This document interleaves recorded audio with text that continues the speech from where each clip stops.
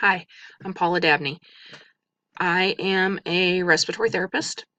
I have two children, ages 14 and 21. I have been going back to school for a little while. I'm getting really excited. I have almost all my prereqs done. I'm getting ready to apply to graduate schools to become a physician assistant. I have a very busy life. I work full time. I go to school full time.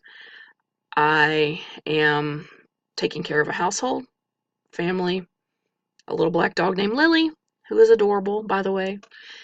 And I am really excited. I'm really excited about this new journey. I am probably an older version of a student, definitely not your traditional student.